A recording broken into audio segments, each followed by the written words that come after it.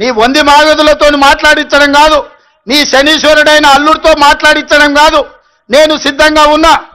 Godavari బంకంచెల్ల project మీద నువ్వు చర్చకు రా. స్పీకర్ గారికి ప్రధాన ప్రతిపక్ష నాయకుడిగా లేఖ రాయి. శాసనసభ సమావేశాలు పెడదాం, ఎదురెదురుగా నిలబడదాం, మాట్లాడదాం. ఎవరు నిజాలు, ఎవరు జీవోలు ఇచ్చారు, ఎవరు తెలంగాణను దెబ్బతీసిండ్రో, ఎవరు నువ్వు తెలంగాణను దోక చేసిండ్రో, ఎవరు కాళేశ్వరం కట్టే కూలేశ్వరమైందో చర్చ చేయడానికి నువ్వు సిద్ధంగా ఉన్నవా? ఒకరోజు గోదావరి మీద చర్చిద్దాం, రెండో రోజు కృష్ణానది జలాల మీద చర్చిద్దాం. ఉమ్మడి రాష్ట్రానికి ఆనాడు బచావత్తు ట్రిబ్యునల్ 811 టీఎంసీలు ఏకంగా కేటాయిస్తే 811 టీఎంసీలలో తెలంగాణ రాష్ట్రం విడిపోయినప్పుడు నువ్వు పోయి చంద్రబాబు నాయుడు దగ్గర వంగి వంగి సంతకం పెట్టి 512 టీఎంసీలు ఆంధ్రప్రదేశ్ తీసుకోండి, 299 టీఎంసీలు నాకు సరిపోతాయని సంతకం పెట్టింది నువ్వు కాదా? ఇవాళ కాగితాలని శాసనసభ ముందు పెడతా, నువ్వు చర్చకు సిద్ధంగా ఉన్నవా? 10 ఏళ్లలో ఏ ఒక్కరోజు కూడా కాగితాలు రాసుకొని పంపకాలు చేసుకున్నా 299 టీఎంసీ నీళ్లు ఎన్నడూ వాడలే. 200 టీఎంసీలు కూడా నికరంగా ప్రతి సంవత్సరం. ఆనాడు నువ్వు అధికారంలో ఉన్నప్పుడే జగన్మోహన్ రెడ్డి ఇదే ప్రగతి భవన్ లో రాయలసీమ లిఫ్ట్ ఇరిగేషన్ కు జీవోలు ఇచ్చి టెండర్లు పిలిచింది నిజం కాదా? పోతిరెడ్డి పాడు పొక్కను పెద్దది చేసి రోజుకు 10 టీఎంసీల నీళ్లను తరలించకపోవడానికి సంతకాలు చేసి ప్రణాళికలు అమలు చేసింది నువ్వు ముఖ్యమంత్రిగా ఉన్నప్పుడు కాదా? ఆధారాలతో సహా నేను వస్తా, నువ్వు రా చర్చకు. కృష్ణానది మీద మనకు నువ్వు రావాల్సిన నీళ్లను శాశ్వతంగా ఆంధ్రప్రదేశ్కు తాకట్టు పెట్టి తెలంగాణ రైతాంగం మీద మరణ శాసనం రాసింది నువ్వు కాదా?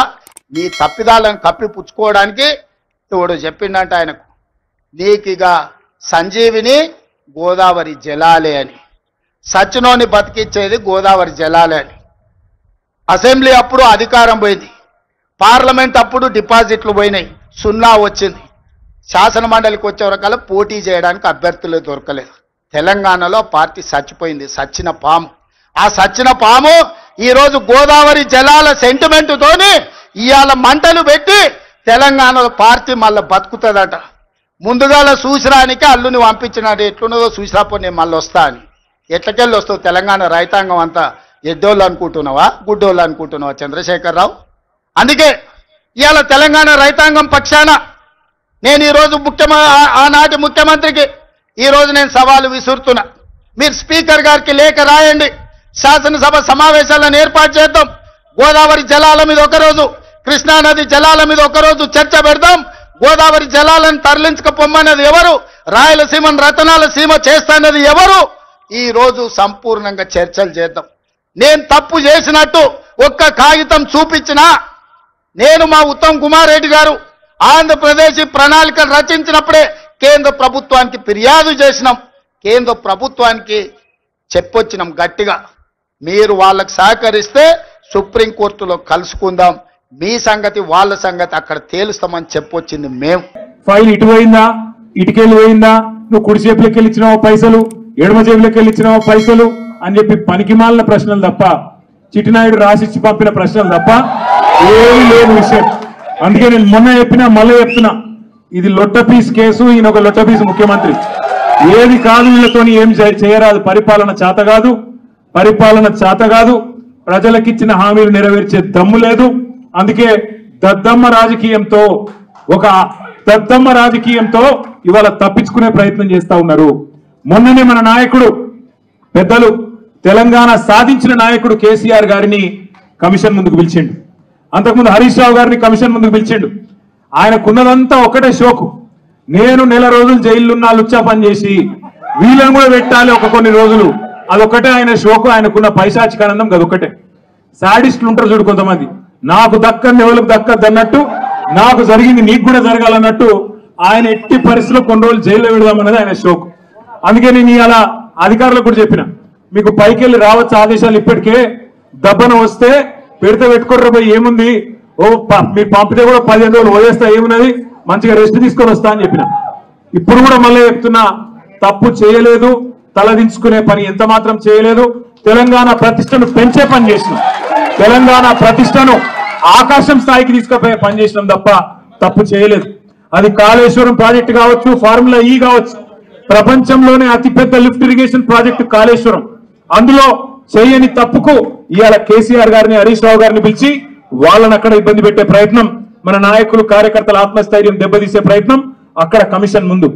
ఇక్కడ ఏసీబీ అని పెట్టి మరి ఇక్కడేదో జరిగిపోయిందని చెప్పి ఏ కరప్షన్ జరగని ఒక కేసులో యాంటీ కరప్షన్ బ్యూరోని ఇన్వాల్వ్ చేసి మా ఆర్ఎస్ ప్రవీణ్ అని చెప్పిండు, నా చరిత్రలో ఇంతకంటే తుపేల్ కేసు నేను ఎప్పుడు చూడలే, 26 ఏళ్ళు ఐపీఎస్ అధికారిగా పనిచేసిన ఇంతకంటే తుపేల్ కేసు నా జీవితంలో చూడలేదని చెప్పి వారు కూడా చెప్పినారు.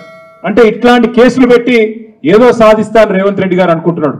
నేను రేవంత్ రెడ్డికి చెప్పేది ఒకటే, నా మీద ఇప్పటికే 14 కేసులు పెట్టినావు, ఇంకో 1400 కేసులు పెట్టుకో, అవసరమైతే జైల్లో పెట్టుకో, ఏమన్నా చేసుకో, భయపడేది లేదు. తెలంగాణ కోసం ఆనాడు జైలుకు పోయినాం, ఇవాళ అవసరమైతే తెలంగాణ ప్రతిష్టను పెంచడానికి తీసుకున్న ఒక నిర్ణయం వల్ల మళ్ళీ జైలుకు పోవాల్సి వస్తే కూడా భయపడేటోడు ఎవడు లేడు. నీ ఉడత ఊపులకు ఎట్టి నువ్వు 19 నెలలైంది నీ గవర్నమెంట్ వచ్చి, 19 నెలల్లో ఒక ప్రాజెక్ట్ పూర్తి చేసినావా? ఒక్క చెరువు కట్టినావా? ఒక్క చెక్ డ్యామ్ కట్టినావా? ఒక్క ఎకరానికి నీళ్ళు ఇచ్చినావా మిస్టర్ రేవంత్ రెడ్డి? ఒక్క ఎకరం, 1 ఎకర్ 18 నెలల్లో ఒక్క చెరువు దవ్వలే, ఒక ప్రాజెక్టు పూర్తి చేయలే, ఒక్క ఎకరానికి నీళ్ళు ఇవ్వాలి. నువ్వు చేసింది ఏమున్నది? పెద్దవా గొట్టకపోయింది, ఆయన ఎస్ఎల్బిసి కుప్పగూలిపోయింది, పాలమూరు ప్రాజెక్టులో పంపోజ్ వట్టెం పంపోజ్ మునిగిపీకింది. గింతే నువ్వు చేసింది. కూలగొట్టినావు, మునగొట్టినావు, తెగ్గొట్టినావు, పెద్దవాగు తెగ్గొట్టినావు, ఎస్ఎల్బిసి టన్నల్ కూలగొట్టినావు, వట్టెం నువ్వు మునగొట్టినావు. గింతకు మించి నువ్వు చేసింది ఏంది రేవంత్ రెడ్డి? ఏందో పీక్ పొడిచినా అని మాట్లాడుతావు. అన్ని నోరు తెరిస్తే అబద్ధాలే. అదే ఏమైనా చెప్పడానికి లేకపోతే వినటానికి కన్నా బాధ అవుతుంది భయ్, సిగ్గుండా. ఇది అంటారు చూడు, అట్లున్నది నా పరిస్థితి. అది వింటుంటే ఇబ్బంది అవుతుంది. నిన్న మాట్లాడుతూ తమ్మిడి హైట్కి వెళ్ళి గ్రావిటీ ద్వారా నీళ్ళు వస్తుండే అంటాడు. అరే అమ్మ, వీళ్ళకి ఏం చెప్పాలి? ఎక్కడి కథ ఇది? అది ఉన్నా, అది చూపిస్తావు ఒకసారి. ముఖ్యమంత్రి గారు చెప్తాడు, నీటి మార్గంలో ఆంధ్రాకు 31,000 నిన్న మాట్లాడండి తమ్మిడి హైట్ మీద లేదా? సరే, నిన్న మీరు అందరూ చూసేది కదా, నేను చెప్పేది ఏముంది. తమ్మిడి హైట్ కడితే గ్రావిటీ ద్వారా నీళ్ళు వస్తాయి. ఈ డ్రాయింగ్ మీకు కూడా షేర్ చేస్తా. ఇది అప్పుడు నేను ఇరిగేషన్ మినిస్టర్ ఉన్నప్పుడు డ్రాయింగ్. తమ్మిడి హట్టి నుంచి ఎల్లంపల్లికి నీళ్లు రావాలంటే 2 లిఫ్ట్లు ఉంటాయి బాస్, 2 లిఫ్ట్లు. నువ్వు కొత్తగా ముఖ్యమంత్రి కూడా కాలేదు, ఇప్పటికి ఏడాది అర్థం అయిపోయా. ఇంకెప్పుడు నేర్చుకుంటావు? ఇంకెన్ని రోజులు పడుతుంది నువ్వు నేర్చుకోవడానికి? ఏడాది అర్థమైనాక కూడా నీ అజ్ఞానాన్ని బయట పెట్టుకుంటే రాష్ట్ర ప్రజలు ఏమనుకోవాలి నిన్ను? 2 లిఫ్ట్లు ఉన్నాయి కదా, ఇక ఏమన్నా మాట్లాడితే ప్రతిపక్షంలో ఉన్నప్పుడు అంటే నువ్వు ఎటుబాట్లనే చెల్లింది. You are a chief minister, you are in a responsible position, constitutional పోస్ట్లో ఉన్నావు. మాట్లాడేటప్పుడు ఆచి తూచి 1కి 2 సార్లు చూసుకొని మాట్లాడాలి మిస్టర్ రేవంత్ రెడ్డి. ఏ రోటి కాడ ఆ పాట పాడతావా? ఎటు వాటి అటే మాట్లాడతావా? 2014లో మాట్లాడినావు నువ్వు ఇది. ఆ రోజేమో కాంగ్రెస్ మొత్తం పైసలు మెక్కింది, మింగింది, ఏం పని చేయలేదు, దండుగంటివి. ఇప్పుడేమో కాంగ్రెస్ పూర్తి చేసింది, బీఆర్ఎస్ చేయలేదని బట్టివి. అది నాలుకనా తాటిమట్టనా? నోరా మోరా? మాట్లాడటానికి కొద్దిగానే ఉండాలి.